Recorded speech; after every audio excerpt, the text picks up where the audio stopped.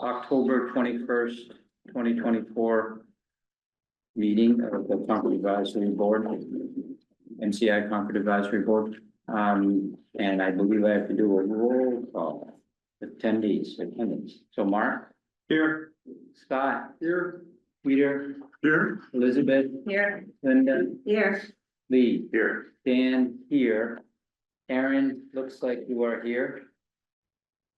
Emily as well. And Emily. Yep, I'm here, Emily. And Aaron, can you just say here? Please. I think I need that, yes? May not be that. Okay. So is that okay? I think we'll just, Back. yeah. Okay. Shannon sent us, the next order of business is clerk. Emily was kind enough to do it last time. Who wants to step up? Oh, You did it Aaron, last time, but I you were haven't messing given with you us. any minutes for it. You're on Zoom. Different or anything. Oh, Yeah, I'm they- sorry. they- So say here. Say here. Say here, so you're. Here. Accounted for, thank you.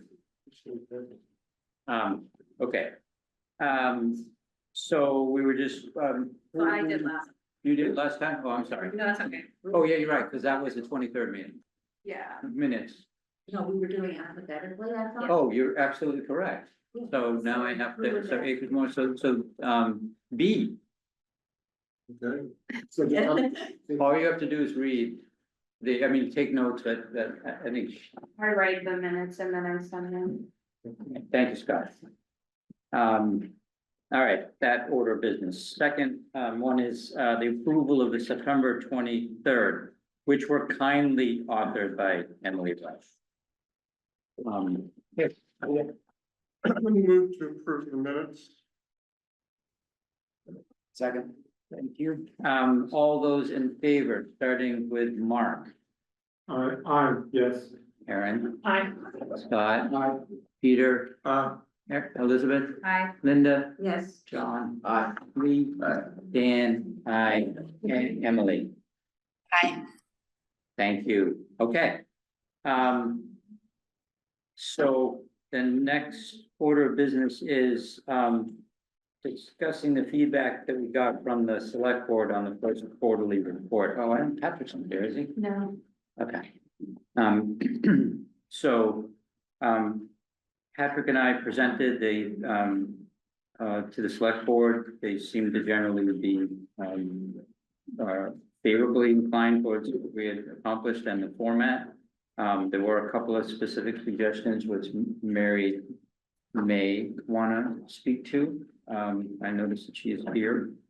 The two that I highlighted, were, we have the full support of the select board to lead the visioning and master planning process, which I think is a really good outcome, and that made its way to DCAM, and they are wholeheartedly supporting us as well. And then the other item was to develop a budget on how we're going to spend the $725,000 by. And they're looking for a budget that shows how that's gonna happen by if possible, December 2nd. And I made this up, they didn't say this, I sort of put the little tag, spend baby spend, in particular on the, especially on the community engagement piece. So, Did you see the bridges move? Yes.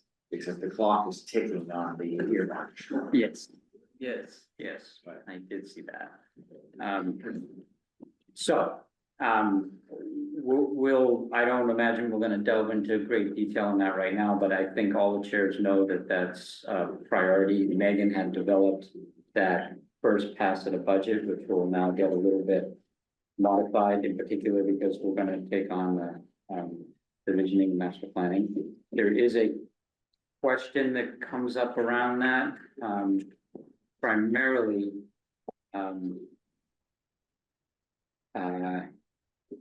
relating to whether or not we want to integrate the community engagement piece with the planning, master planning, or if we want those as two separate tasks.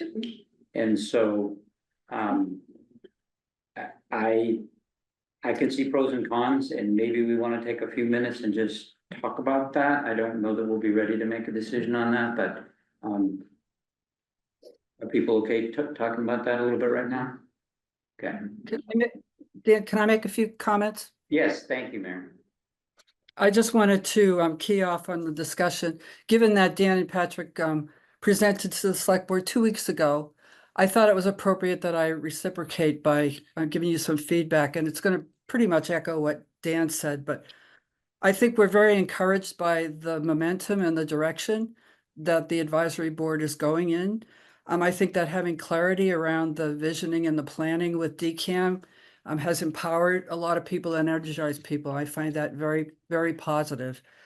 The other thing, the work of the subcommittees is encouraging. The fact that we're focused on public outreach, again, is something that the select board has always been asking of this advisory board. And finally, getting a budget together. As you know, budgeting is a way to prioritize what we think we should be doing, and budgeting is also a way to get more specific and concrete about things we need to do.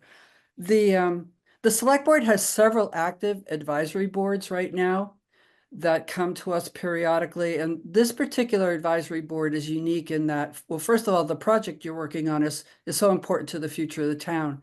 But the other thing that's unique is you have access to a lot of funds, and most committees don't.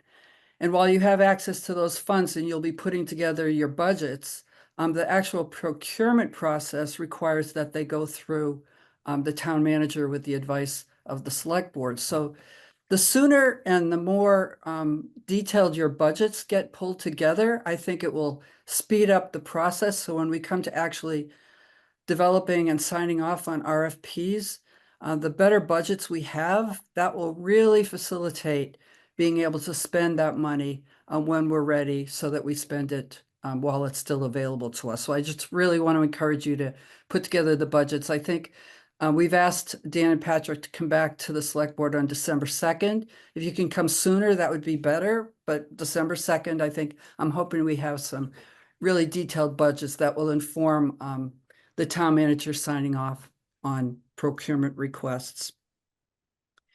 Finally, I just want to say thank you. Thank you to Dan. Thank you to Patrick for the work that they've been doing. Thank you to Mark Howell for being our steadfast liaison. And thank you to all of you for the patience that you've shown while we've gotten our feet on the ground here. I'm really encouraged to hear that we're getting to work, and I think we've got direction. I think we have energy, and I hope you feel empowered. So with that, I won't take up any more of your time. I'll let you get to work. Thank you again.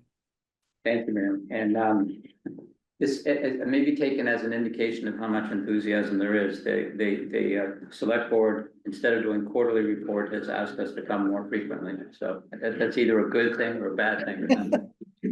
Got it. But in any event, so we were going to maybe talk through the merits of combining or keeping them separate, the two consultants that are sort of on our horizon. Anyone want to stop? I'm firmly believing that having two separate consultants is important, because the consultant for community is like, those are experts in their fields, and they're gonna be able to dedicate their time, and we're gonna have one contact with that person. They're gonna really be able to galvanize around our group and our committee. If you put it into the RFP with the master plan consultant, with all the other things, ancillary things that they have to do in their RFP and their scope of services, are just going to get drowned out. So I'm a believer in having two separate consultants. Okay.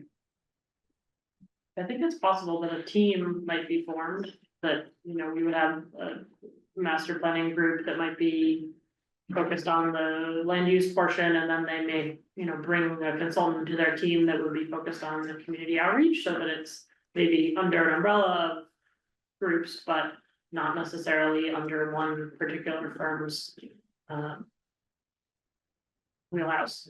And I think that could be a good option because it would allow more seamless communication without us having to be the intermediary between those two parties. And, you know, since we want community input to be a big part of this, I think that might have some advantages. I would just agree with Aaron, you know, I can see. A team of consultants combining to provide the full suite of services that the town is gonna be asking for. Doesn't mean that, you know, we can't hire the communication specialist first and then, you know, request that they team up with the other consultants that we need, but you know, I think we need to make it clear if we're gonna do that, that they're gonna need to be working hand in hand with the other consultants. Can I just jump to Patrick for a second? Patrick, did you wanna? Thanks, Dan. Can you hear me okay? Yes, So I think I largely agree with the sentiment in the room. I might just offer a few thoughts. I think that it will be important that call it the development RFP or the master planning RFP. There should be elements that include communication deliverables. We should also highlight moments where we expect kind of change and change management. I think we can then determine the level of resourcing that we are going to require from the master planning consultant, if you will. The local communications consultant, I think, gives us a more immediate more short term and immediate support. It will also give us a chance to see how that's working and what additional support we might need. But I think that there's no doubt that we'll have to have, you know, one of these larger consultancy firms also focused on elements of, you know, change management events, communications, and then I think we'll have to see how that plays out and, you know, how the skill of our local consultant, skill and capacity of our local consultant might need to be augmented. Actually, I think this is consistent with what we talked about at the Community Outreach Committee on Friday. We had our meeting. I'll provide an update on more of that later, but we feel there are a number of things we'd like to jump on immediately. We have some in mind that we think can be hired specifically to do things like support the website, help with our initial communication outreach. There's a bunch of things that should happen soon, and would really benefit from someone who is from the community, who knows the community. So we are gonna move ahead with that. But I would also say that it would be good to have a communications component in the broader RFP process, because that's going to be really important. So I don't think we need to have one or the other, but I think the consensus of our committee was pretty strong. We need to get someone on board as soon as possible, just so we can start doing this. Do you have a sense of the cost of that? It's not going to be that expensive, we don't think. Less than 35,000. Yeah, I mean, I think, well, we're gonna try to do something with what we were thinking of was to do a 90-day contract, right? So like a 3-month engagement that gives the other RFP time to proceed. And then depending on how that goes, we can either renew that person, right? Or for an additional term, or if we say that the new consultant we hired is so great, we don't need anything else, then we don't have to keep them. But my gut would be that we're gonna need you for them. But it's probably like a 10-hour-a-week job at this point. So multiply that time, using the hourly rate. It's not that. okay, so we'll go to staff, just to give the first hint, did Elizabeth, did you or Linda have any? No, I guess listening to what everyone said, I think there's advantage to doing both as well, if they're gonna hire someone and then also having someone within, which would be part of the RFP, right? So you would say, we're gonna want someone to, so I see do both. Although I do have a question about how you guys say you're going ahead with it, obviously we need some procedure of how the money is getting asked for, which I assume we'll get to. Yes. And then I think Scott, But I like the fact that, John's committee's jumping on this right away, because I think we need it right away, and I think I wanna get a sense from you. To go out to an RFP for this master plan visioning, by the time we get that firm on board, what month is that? I can look. No, because I mean, it might be, Yeah, yeah. it might be. At this point, You've missed 3 months of Yeah. collecting data from the community, you don't have that person on board. right, that was the concern that I had, especially after listening to John's once, and so, and I don't think we want to hamstring, part of this is both in terms of Mary's call to action of get this thing going. And, the other concern that I had related to the visual preference piece that I've been kind of harping on. And I don't think there's any reason why we just can't make that, like, I think somebody said, just make that communication firm aware of that. Or the community engagement piece, that's gonna be a part of what we need to do, so. Did you? Yeah, I agree. I think that a quick start on the communication side and the public engagement side is really important. I also would recognize that there's probably kind of a long tail on that. That may go past when the sort of the meat of the master planning process is going, and so having the flexibility to contract for that. Separately strikes me as a good idea, but I think there's also one other advantage, which is that it gives us a kind of a built-in facilitator for making sure that when we get into the design sessions and the visioning sessions and something, there's somebody who's had some experience with Concord's meeting and process, kind of testing the message that's coming out of the more, let's call it subject matter expert consultants, who can sometimes be a little hard to track. So I think that would, besides ourselves, I think that would be a good function to put into a community engagement. Elizabeth, sorry. To Scott's question on timing, I had a meeting this morning with the planning consultant who's working with the planning board on the MBTA communities zoning rules and regulations. They will also be assisting the planning board on looking at the combined business residence zoning. And asked her for her thoughts on this idea of having the visioning and the zoning be the same consultant with an eye to this timeline. And her comments were, if you could get a consultant on board by December 1st, that would be great. You could probably go through a visioning and zoning process to be done by June 30th. The visioning side of it would be, it wouldn't be, what Linda and I did with MBTA communities with, weekly, small meetings and going to this committee, going to that committee. It would be a very concentrated visioning process that happens January, February, and then a very concentrated zoning process that would happen to be completed, to be able to complete, basically use up the funds by June 30th in that specific contract for that specific work.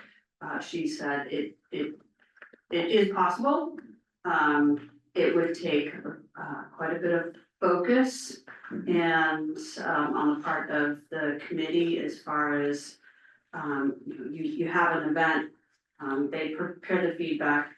The committee has one meeting, review it, provide your feedback, and to keep something moving, but she did think it would be possible. It would have to be very clear in the RFP that, whichever firm is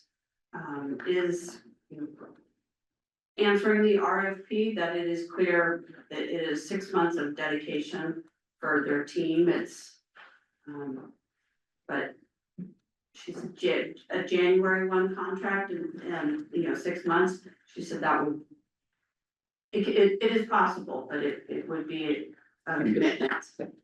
Just so I'm clear, the thought is that we would do the visioning and then the zoning, all the zoning work, so that we're ready to go to town meeting.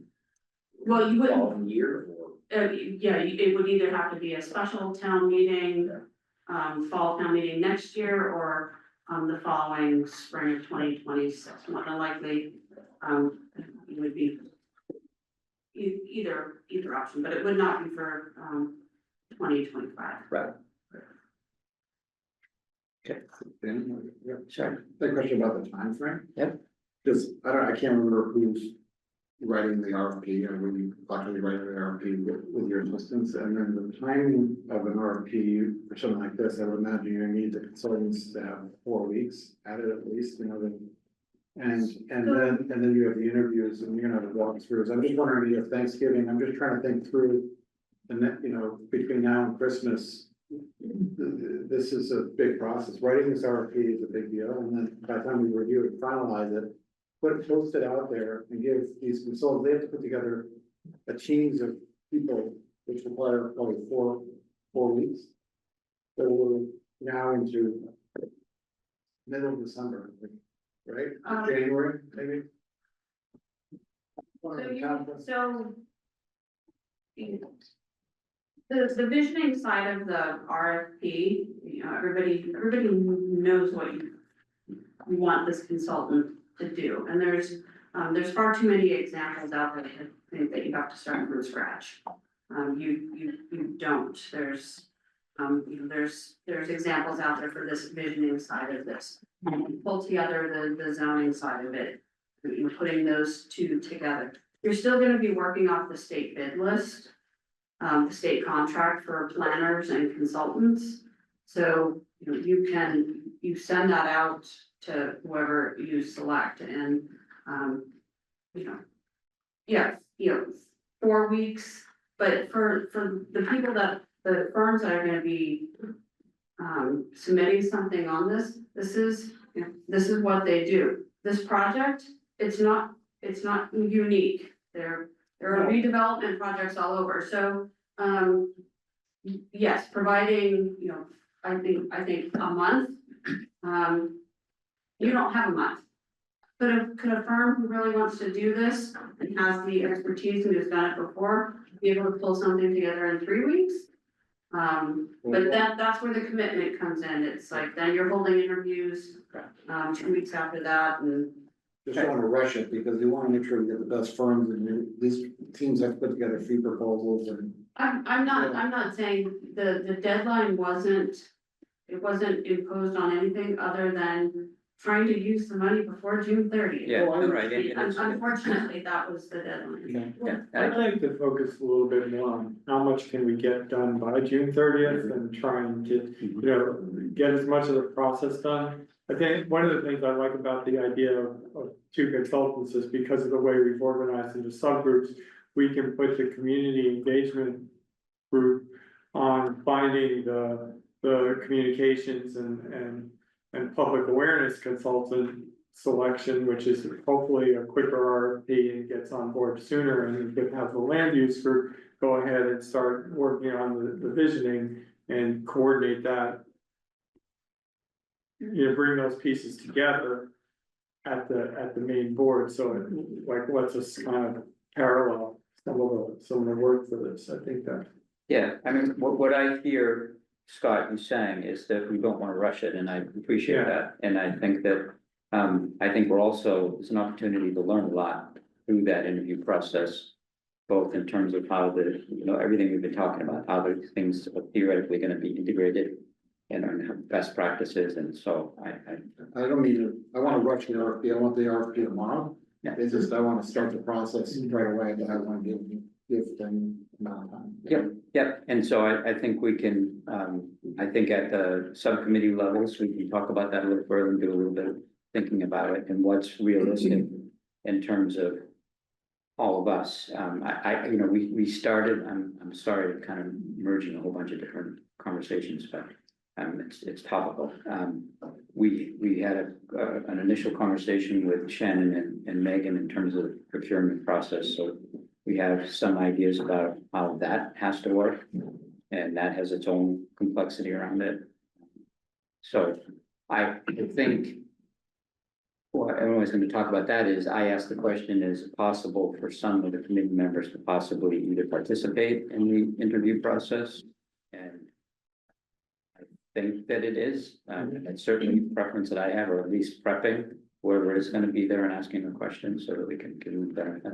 So part of your point was that we're coming into the holidays, and so I think we start with your overall objective of trying to keep the accelerator, you know, to the floor. And then we'll kind of temper it based on what people find. So I appreciate the feedback. And Sorry to keep asking, who's writing the RFP? so, we talked, what I did is I actually did a little diagram that I don't have in there right now, but I think the way it works is in subcommittee, we have a draft, as you know, at least in the case, actually in both cases, we have drafts. And we would tweak that in the subcommittee and then we would hand it to, Shannon and Megan for that, and whoever else is gonna, from the town is gonna take a glance at it. They would sort of move it forward and hopefully get one step away from finalization. Comes back to the subcommittee, they say, yep, you got it, or oops, you forgot about that. And then comes to the whole committee and we say, go, and then they put it out to, sorry. So reading the charters, I think, the governance committee have volunteered to write the RFP, am I correct? Yeah, do you wanna talk about that? Well, It's meeting meltdown, so, and it's all kind of related, so. yeah, It's fine. so as we were kind of developing at our meeting last week, more of what our role is, there's so much going on between all the different organizations in the state and in the town that it seemed it would be very useful to have someone, probably us, and Mark, you could talk to us more, be the person or the group that's kind of overseeing, all right, well, we already know there's a Stantec contract that's out there for the DOT and ARPA funds are being used for that. So that's something, like, we can see where funds are going and not duplicate efforts and not duplicate asks in budget. It seemed to make sense for us to be that group because we're talking to everyone.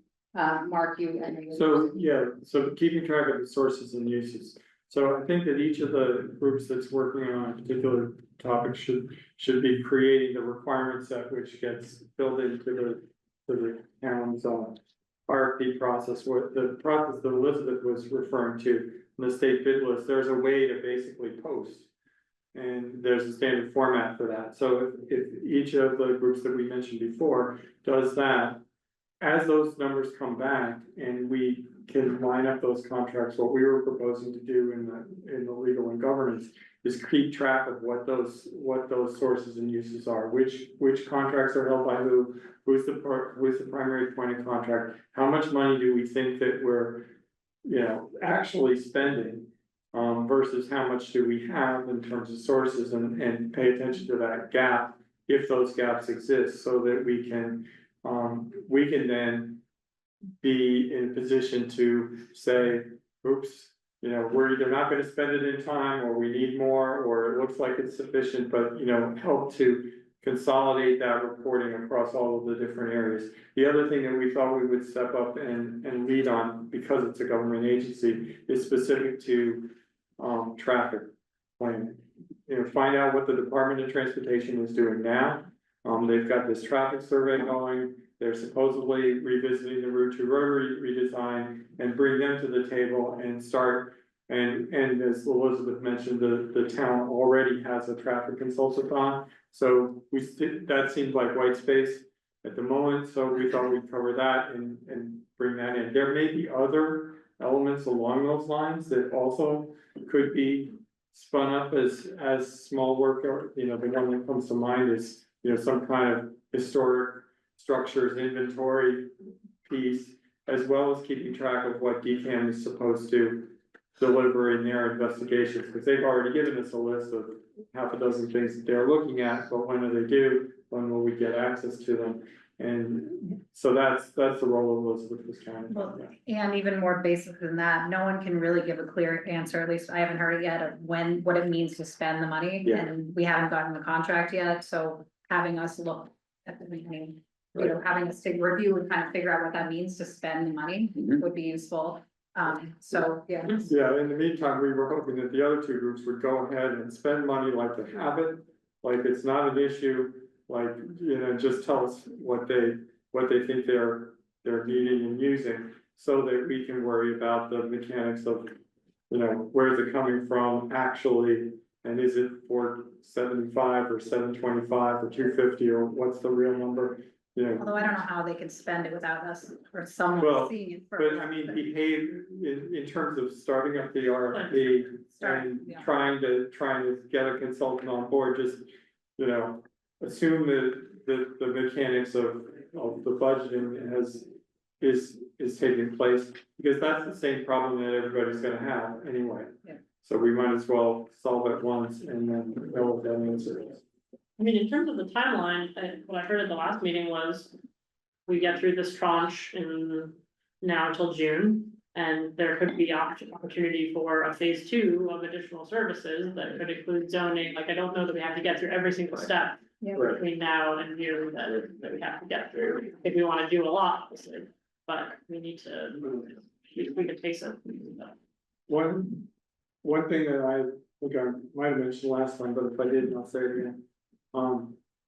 It would be, I think, quite useful from a legislative perspective for us to target, say, March of next year, to have a pretty clear view of what it is we think we need to get through this whole process.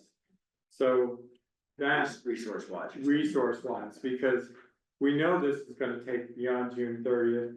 There's the possibility, for example, of using town ARPA funds in the June 30th to December 31st window, because the town has to spend all of its ARPA money by next December, so that might be someplace to go. But if there is an ask, for example, that we want our legislative representatives to take forward into a future budget year, or we're asking them to try to, you know, put a hold on money that they've already said they'd spend, but we can't spend it. If those kinds of things need doing, those are the kinds of things that we thought that the legal and government affairs would take on. But we need to have a consolidated view, which would also be consistent with what the select board is asking us to do, which is tell us how much they need and when they need it.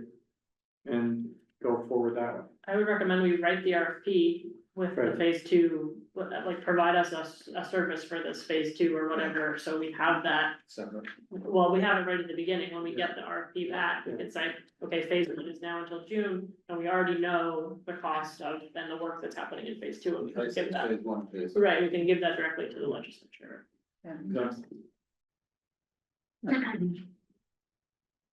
Okay. I wanna just go back and cover one thing, because I neglected to mention it, that, in that description of how the process is gonna work and who's gonna touch it, I think when it goes back to the town, my expectation is that that's an opportunity, or the appropriate opportunity moment to, have DTM take a look at it too, and get their feedback.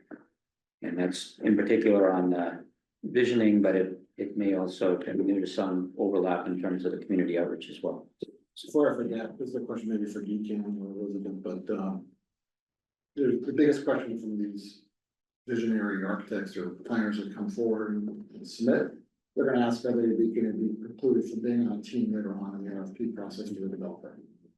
And hopefully they're able to do this and do that. I don't know how it works, but that's a question. That's a good one. Yeah, it is a good one. That's one for legal counsel. Okay. Okay. There was spending money already, Scott. Sorry. Well, they're gonna ask right away. Yeah. I think, well, the other thing we may need to get from DCAM pretty soon is there's a list of things that they were working on, like a comprehensive survey and other elements of the original. The discovery. Yeah, that, you know, as soon as, maybe even as part of the RFP, we would want to include some of that material through these firms to have. Paul and Abby are on. Paul, do you want to comment on that? Or Abby, or Taylor? Guys are all on the line on the bottom of my screen.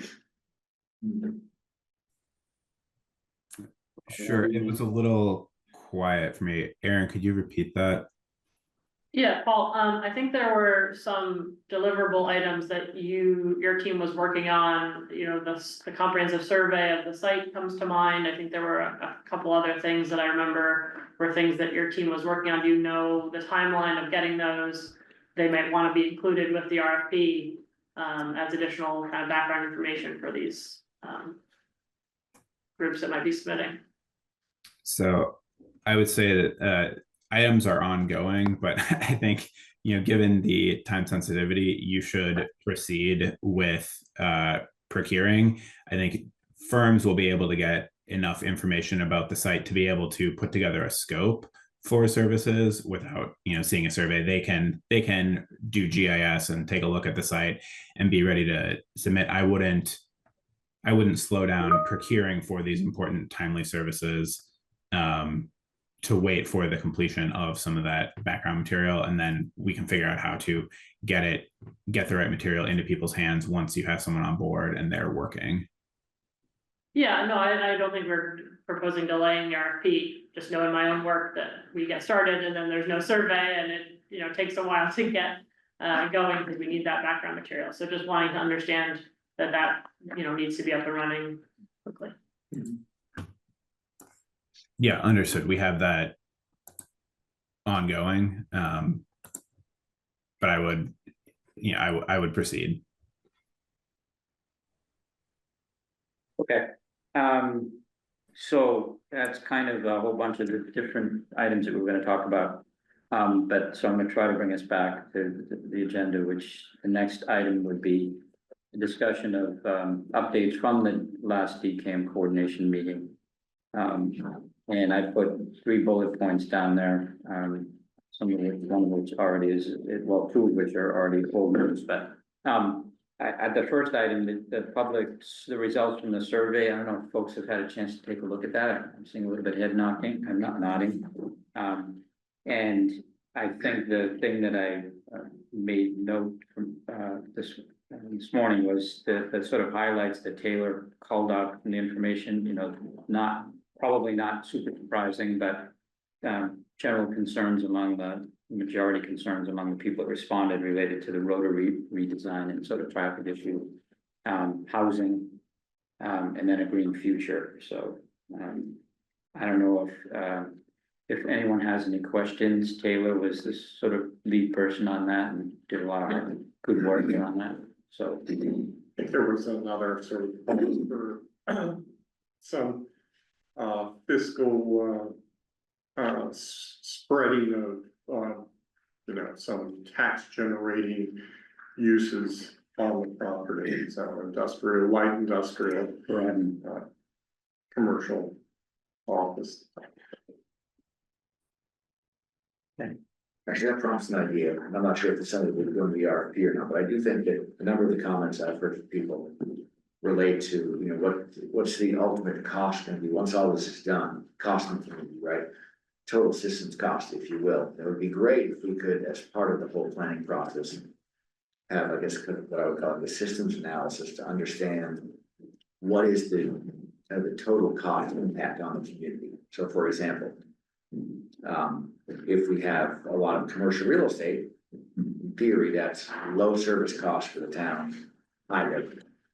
If we have a lot of housing, comes with a lot of kids, that has more education costs there. So we thought about having someone who's kind of expert, do that kind of analysis. yes, the economic part of the master planning process was it was highlighted in the land planning group, is to incorporate a economic analysis person, whether it's a real estate firm or somebody that specializes in credit. Yeah, it's like it's like RKG is a economic development planning consultant that does a lot of this work.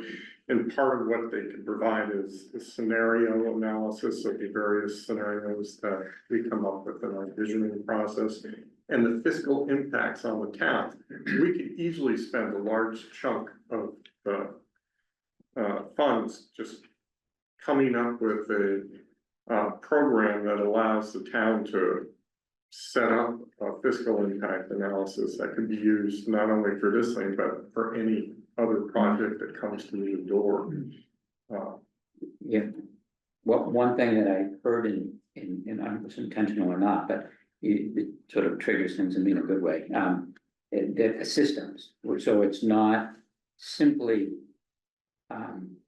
tax revenue and costs out, but it's actually supporting, there are all these other departments that are basically supporting this, which And also looking at it as a life cycle analysis, which sounded like your comment was broader, at least that's what I said. And I like that, I applaud that. There's safety costs of supporting the community, all that new space, et cetera, so all the understanding, making sure we're taking into consideration the full economic impact of the project. So this is where having the subgroups is, Mark was saying, and each kind of moving along in this parallel track is John and his group pulled together basically an RFQ for that type of fiscal analysis work, have that ready to go. The person that Peter mentioned, RKG, he is the consultant that we got the town grant through, who did our economic feasibility analysis for the MBTA communities. So he's already very well familiar, he's on the state contract list as another planner. So this could be something where you have that teed up and have somebody who's already knowledgeable about the community. You work with a planning consultant, you start that visioning process, you get to an idea, and to Aaron's point, do I think doing the vision scenario and all new zoning, especially if you're looking at form-based code and having that done by June 30th, is a good idea? No. I think that would be very challenging for something of this importance, given its location and given the community. It can be done. I'm not saying it can be done, but you could have that visioning process, and then in April have somebody teed up to do this fiscal impact piece of things before you move to phase 2 and you start developing zoning. Those are things that can happen. They just all kind of need to be teed up at the right moment in time and space. Did we end up with an actual economic feasibility model as an artifact from the MBTA zoning process, or did they just sort of tell us what their black box said? Yeah, they just provide the report based on the analysis that they're required to do through the compliance modeling. Okay. Question. Okay, so I'm gonna go to item 5, which is an update from the town staff. If you, Yeah, so Megan isn't here today, but she sent me an email update. Before we do that, can I make one more comment about the survey responses? yes, I noticed that, and I really appreciate that it was distributed to us with the Excel. There, reading just the comments column of the Excel spreadsheet provides a lot more sort of range and color. I think that it was great that Taylor was able to summarize it, but I think that there's even a task someplace, I think, to go back through that detail and sort of pull out the ideas. I think in particular, certainly the economic impact one was one that we've heard loud and clear, both at the first, through the public comments, but there was a lot of other sort of little nuggets of ideas that I think we could find from that. So we should probably not, or hand it off to whoever as a good piece of work. So it's great to have. Sorry. No, that's okay. Yeah, it's really not much of an update anyway, because I feel like it's exactly what you all have been discussing. Megan was hoping to get feedback about what type of, if you all wanted to work with one consulting firm or if you wanted to move forward with several different consultants. And she just wanted to express the support from town staff to help you with the RFQs, and that we really just want to work with you as well as we can on that. And I think Dan did a good job already sort of summarizing what we think that process will be, to start with you all in subcommittees, and then town staff can sort of take it and formalize things, tweak things, and send it back to you for final approval. Is it possible to get the RFP in like a Word document? I think I've only seen it in like a PDF. It's a little hard to Yeah. add comments to them. Jen, I had a question. You mentioned RFQ. I think of RFQ, I think we have to respond to an RFP after you get shortlisted. Is this a one-step process? So it'll be just one RFP? So I'm looking at this email where I think Megan was looking to get clarification on request for quotes versus request for proposals and using the state bid list. And I'm not positive about that. On top of that, we respond to RFQs and it's more of just general information and then you Yeah. get shortlisted, and you move on to the next. Yeah, because I That think, just takes time. That's not, so if you're thinking about 4 weeks for one RFP, you add an RFQ in there, you're at another 3 weeks. yeah, I think she wants clarification from our procurement manager about if with versus RFQs versus RFPs, if you can still use the state bid list and have that interview process that I know this group is looking to have. I would personally vote for what the RFP, just a one step, if we can do it. So I'm not aware of any limitation off the state contract list. You can either go out for, so a request for quote would just be somebody is going to provide you with their quote for the project. You can go through and ask for a request for proposals where you're going to, send out your RFP and with metrics and things and have somebody submit a proposal. And you can, there's no limitation that says you cannot interview people, whether it's an RFQ or an RFP, that I'm aware of. So I think maybe it's just semantics, maybe not, but when I think of RFQ, I think of request for qualification. That's all.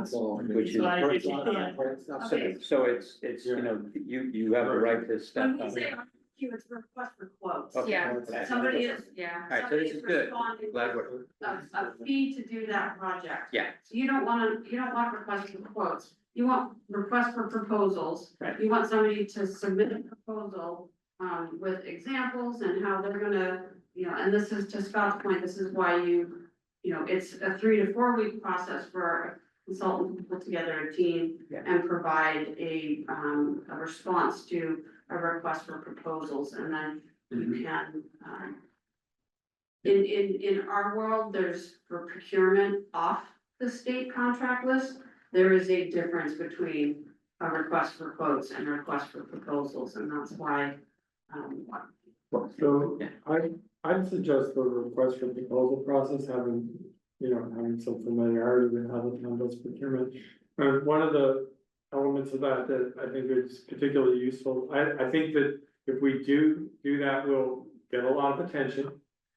And there's an opportunity to have a meeting where interested responders can come and essentially ask questions.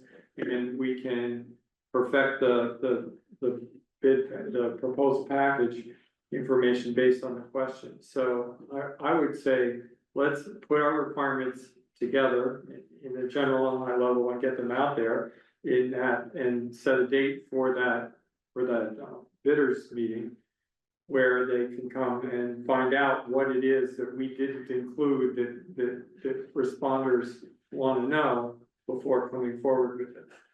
I could not agree more. Yeah. It's an opportunity for a little more creativity and. Right. And knowledge transfer. So, Yeah. Okay, thank you. We also have that. And so the next item was, and I'll make it really quick, because I know I've talked about this before, is item 6 is a discussion of goal definition and clarification of funds. Really more about the goal definition. So all I want to say today about that is, and maybe I've made this point before, or maybe you guys are way ahead of me, but I'm not imagining that we are starting from scratch on that. There are really excellent pieces of work. Sean was intimately involved in the Vision 2030. I think there's a lot of information right there. I just want us to take a moment, and sort of all read that, or however we do that efficiently, and then say, sort of come up with a common language that goal means this to all of us, or it doesn't, and we kind of work through those, wherever that different understandings are.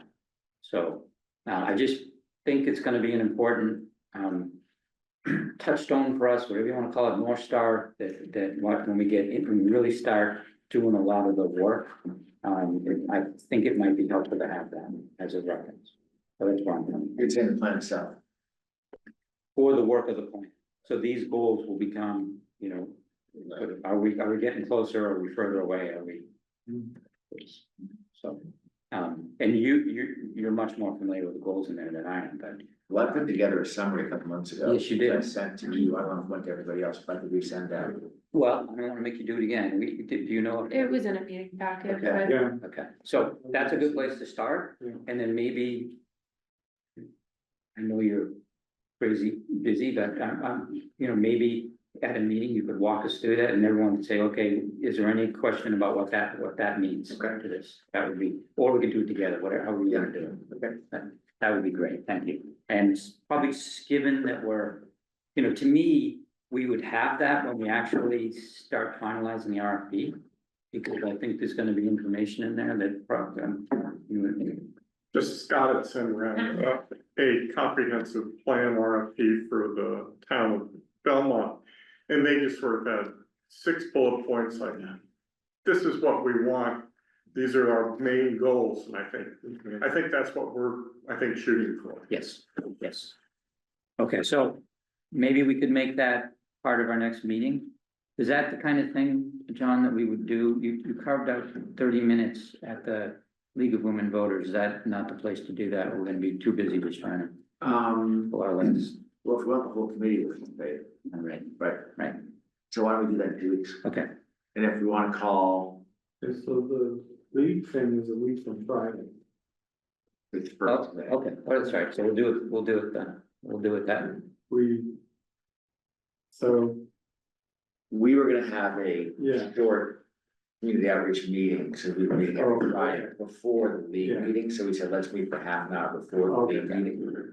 Yeah, I'm sorry. But this is something that should involve everybody. If we Yes. wanted to try to have if this is a kind of on a critical path of getting the RFP, then maybe we should have an extraordinary meeting like next Friday, for example. Yeah, or do it in 2 weeks and just carve out time for that, and be disciplined, say, we're gonna allow 45 minutes stretch, and we're gonna get through it. Okay. Well, I'll be ready for that. Okay, great, thank you. Yeah. Thank you. Okay, so the next item is, subcommittee reports. I know we've kind of been doing that along the way too. Is there, starting with, legal and government affairs, do you guys have anything you want us to? Yeah, I think I'd be following up what I said. We're trying to get our heads around some things questions that are still out there. One being what use of the funds means by the end of the year. Waiting for that contract to come in, so we can take a look at that and kind of clarify it. Also. Which contract? This is the state contract for the funds. So I'm not sure that's supposed to be in any time. That hasn't come in yet, Shannon, has it? No. Okay, so we don't know what the language we says. heard it's any minute now, but Any apparently week those now. earmarks come with a contract Got it. that you sign with the state. And the general consensus is there's no negotiating those. And can dollars not carry over into the next? That's what we're trying to do now. Okay. Yeah, and then there's something else that's previously allocated fund, I can't remember the term of it, but that's something where we could go back next year and say we didn't spend it, but it was previously allocated to us, so we have it again, which isn't certainty, but. So there's not, Do you, Kyle has his hand up, do you wanna let? oh yeah, Yeah, I just wanted to mention that we actually received notice from EOED today, the Executive Office of Economic Development. That's where the funds will come through. That they were just sending it over. They sent it to town staff. They'd CC'd myself and the rep, just confirming that the town will be receiving $725,000. And the timeline still hasn't been laid out for that, but I would imagine since they sent that initial email, it must be coming soon. They said the funds still haven't trickled down from the administration to their office, but once that happens, they'll be reaching out to the town. so then we'll have an actual answer on what needs to spend those funds, although I find it hard to believe that we could allocate them and have the work done later, but maybe we can. Also, as Mark said, getting our head around the transportation piece of this, there's a lot of uncertainty, it seems, within the town too, because there isn't a transportation board planner right now. I'm not sure there is going to be one. But we're gonna talk to engineering. I have to talk to Alan Cathcart about looking at the Stantec. There is a Stantec contract about to be signed, not put into effect yet. And This specifically is about the Rotary. about the rotary. So how much we can use from that, because it's obviously faster if we could use ARPA funds than having to use our allocation, yeah. Didn't we, I think I'm looking to Elizabeth, but didn't VHB also do a recent piece of work on that? About the whole Route 2 corridor? I think they were working for DOT. Okay, That's a Route 2 corridor study. okay.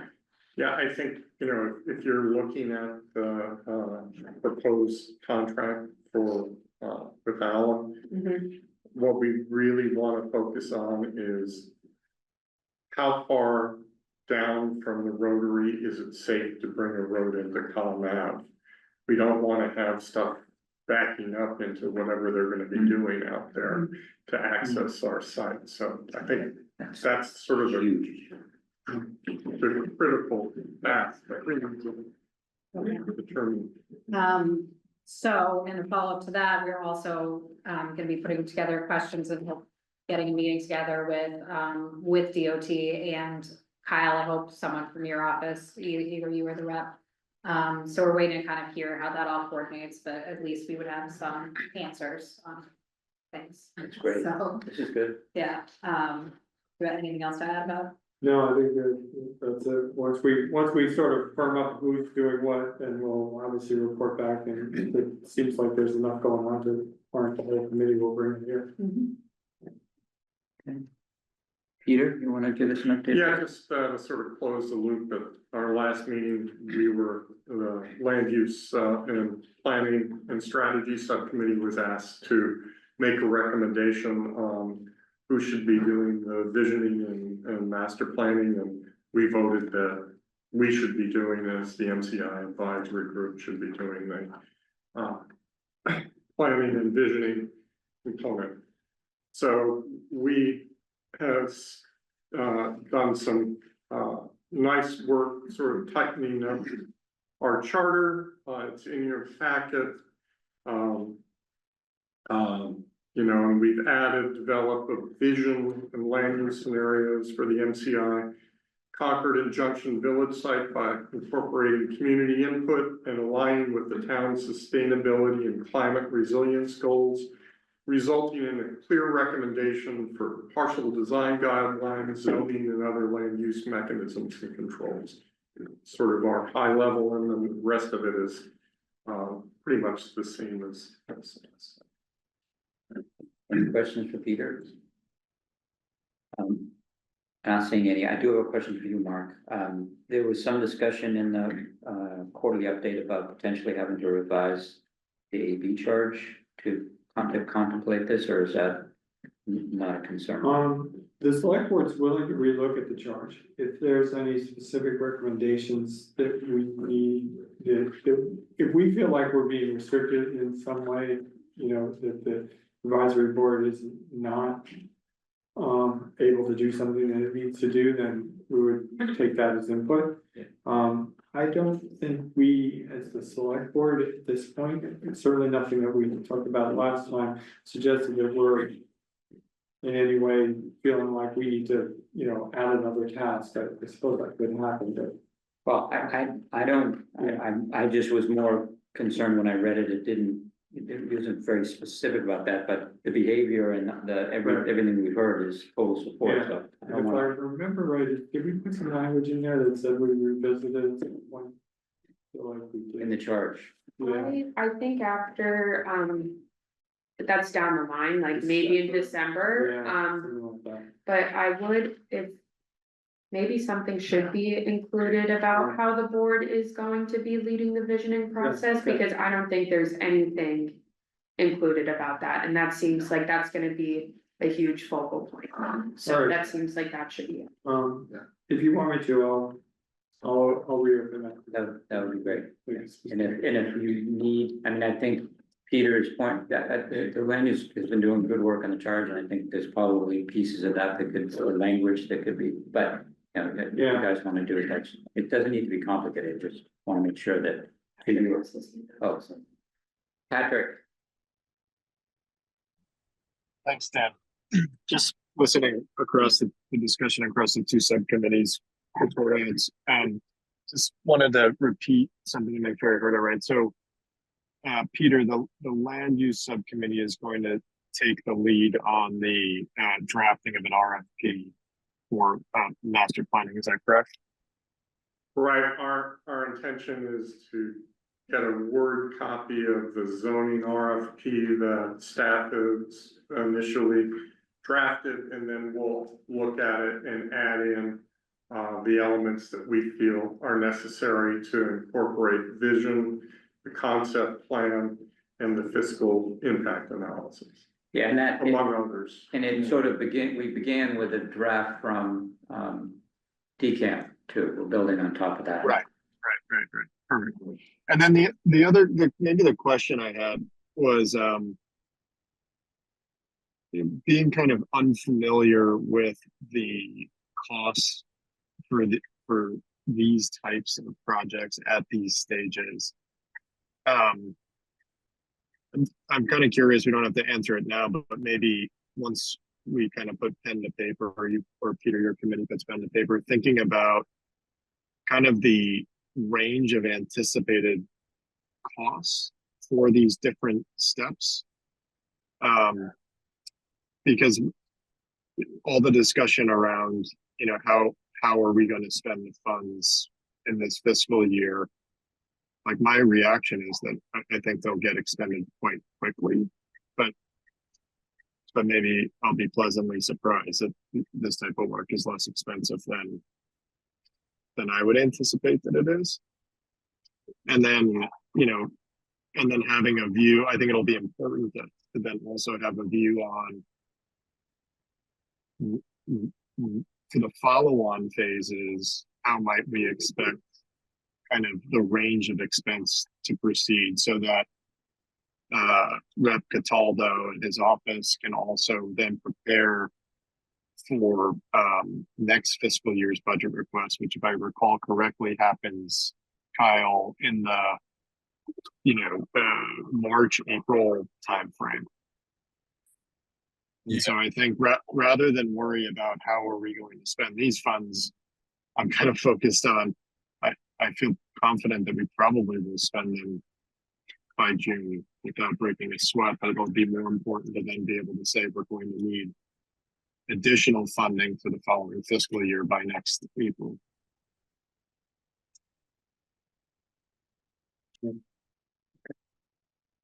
Thanks. John? So community outreach, we talked about the consultant would like to get on board. We've had 3 meetings now. I feel like we have a good foundation, right? So we have identified and finalized a stakeholder list, which consists of 96 different people or groups. About 8 of them were named in the legislation. Everybody else is a lot of town committees and other organizations that have a best interest. So that's our point. If anybody ever wants to be added to the stakeholder list, they're more than welcome. We drafted a letter that we approved on Friday, and Shannon, in the absence of our consultant, has agreed to not only identify the key point of contact in each one of our stakeholders, but also send out the letter, which is a huge help. So Shannon, thank you so much. So we're hoping that will go out, I don't know, this week sometime maybe. That'll go out by email to everybody, right? And that essentially says the advisory board's at work, this committee has been formed to keep you in the loop. You're going to be hearing from us periodically. If you ever have questions, we're here, right? So it's a one-pager, very high level. We have our first stakeholder visit on the 1st, which is legal and voters. We were going to see Concord Can in November, but they came back and they concluded it was probably too early for us to have that meeting, because I was like, you're not ready to take detailed input on our thoughts on it. So I think that was a prudent observation on their part. And finally, we do have a website. It's a question really, like, so much for search for the town. or the committee, but, there is a web page that's been created for this committee's ongoing activities. It was great like 6 weeks ago, now it's already out of date, so this is one of the things the consultant will do, we kind of stay on top of that. And I was wondering, is it possible that we could, as a committee, as an advisory board, have our own website that's not in the town website? That we can, because I think, Mark, something that's more graphical, that's more welcoming, that we can take care of ourselves, not have to rely on town staff to take care of it. And I say we, I mean the consultant will be great at this. And I think we want to make this something that we can use in a variety of different ways, right? Maybe become a place where we mount surveys or whatever, but really. Point to each other or? Oh, sure, yeah. So I would imagine the committee or the advisory board page on the town's website would have a link out to this. Okay. This would just be something that wouldn't live within the town's information systems. Mhm. It would be independent, and therefore we could have more control over it. Yeah, no, it makes a lot, I don't know how it works, but it makes a I lot. mean, the middle school building committee did something similar. I think that, yeah, I think that's the kind of thing that we might ask the consultant to just make a proposal on. And we could certainly do that, and it could be separately hosted, if that makes sense. Right. Yeah, we just have to make sure that from public records law, we do, archive it properly when the time comes. And is there, what happens if? From my ignorance, but what happens if it will, do you think there'd be some sort of a back and forth with the public built into that? Or I'd like it to be, I mean, so for example, I would imagine that there would be not only kind of close to real time updates on what the different committees are working on. There'd be a calendar, it would be updated regularly, it would probably list all the places where we're appearing as we're kind of seeking input. There would be the latest designs, and I think it's doing our own website just gives more flexibility in terms of how you present the information. And again, I don't imagine the town is gonna wanna have non-town staff mucking around in the town's website. Right, so I think it gives us more flexibility, and it can be faster, more responsive, and just more visible to the public. would there be things like surveys on there or possible? There could be, Okay, okay. yeah. There could be videos, that we could do a video tour of the inside of MCI, so Yeah. that could be up there. You could do a whole bunch of things. That's very cool.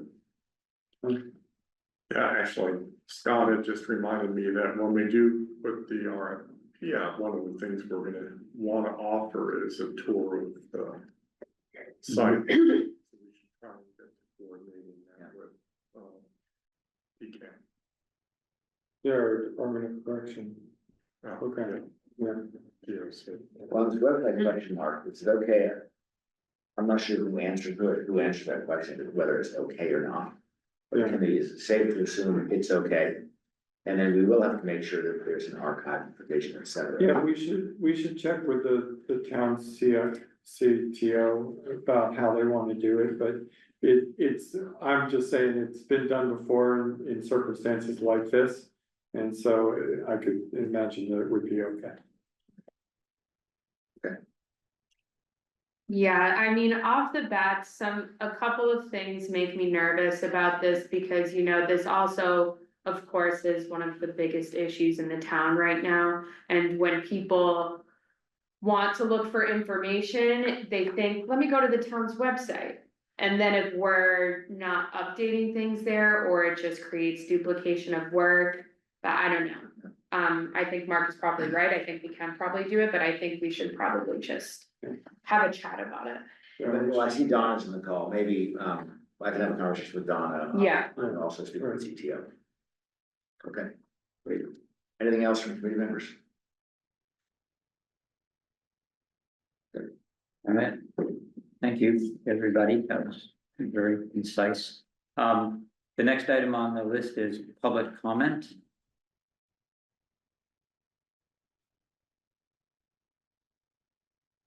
I got bounced off the Zoom a couple of times then. You see? There's no. All right, and there's no one in the audience that wants to. All right, wow, okay, well, we could adjourn early. Then you haven't hurt anyone's Pretty feelings? sure that's allowed. Yeah, Yes, before we leave, I think we should because those RFPs are the path. We should almost have a good deadline, idea, like, how to have some sort of sense of when they're going out, both RFPs. So to that point, I believe, in the conversation with the land use, I think we were targeting. Having a version to share with the town, by the next meeting. Which I think is, Peter's, a week from Friday, it was this Friday. No, I'm sorry, it's Tuesday. Tuesday. It's a week from Yeah, I mean, there's steps involved and it's gonna be back and forth with the town, and by the time you put it out onto the state wire, I mean, I'm just feeling, the state wire is gonna be like early November sometime, I guess, and it'd just be nice to have like some sense from all of us what we're trying to achieve to get there, because you're dealing with all of this.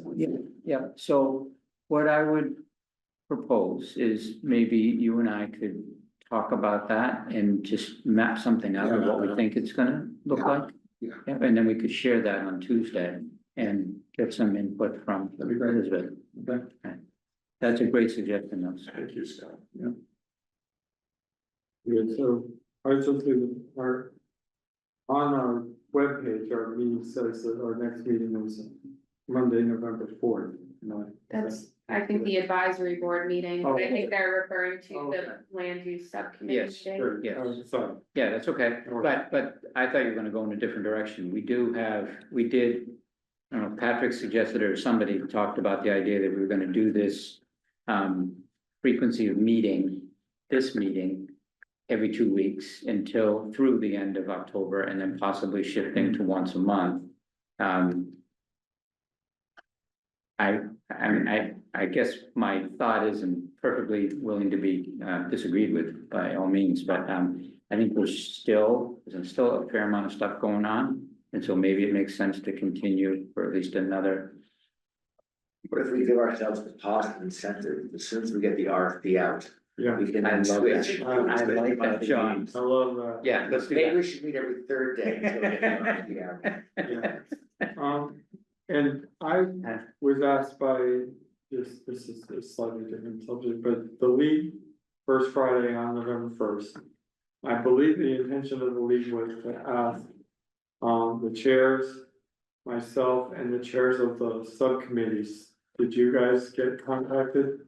Yes. Good, okay, because I provided those names, and so. You're welcome. I think, yeah, you're welcome, but, it'll be almost a full meeting of the group to talk to the members of the league about what our process is. So, I think that, that's a lot of us to have one meeting, yeah, and I wouldn't wanna, I expect to send 4 or 5 people to every meeting we have in the community, but the league is a very important stakeholder and a very important gatherer of opinion and kind of community views on things, so I think it's, at this stage, it's good, because I think they will help us, amplify what we're saying. Is there a Zoom link?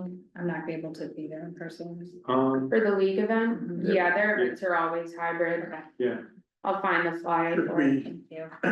notice the meetings, it's going to be probably. Yeah, I Yeah. think that's right.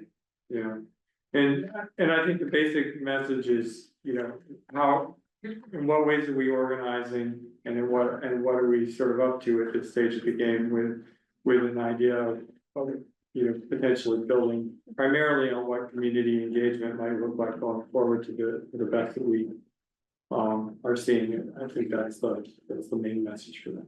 Okay, yeah, and before you said that, I was gonna look to John, just sort of, because he's made the point on several occasions, I think it's a really good point, important point, is that we want the messaging to be consistent. Right. And so having a channel where it doesn't, we can banter back and forth about what the specific content is, but at least. So I was going to put together a set of slides, Right. not a lot, right, it's not really that much to say yet, but something that would be high level, that would then be something that anyone could use in other meetings you might have.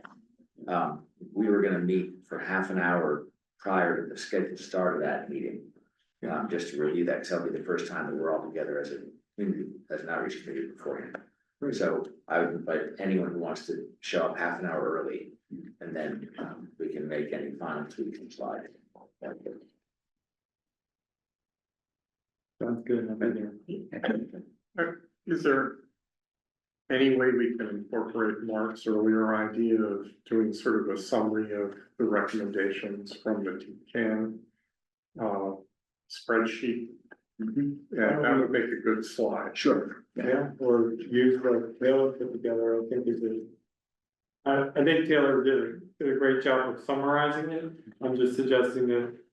You know, reading into it is also a good idea for us, I think, if we might, particularly as we look at it from the perspectives of whatever subgroup we're working on. Yeah, you can include the link to the survey as well. Yeah, okay, that's great.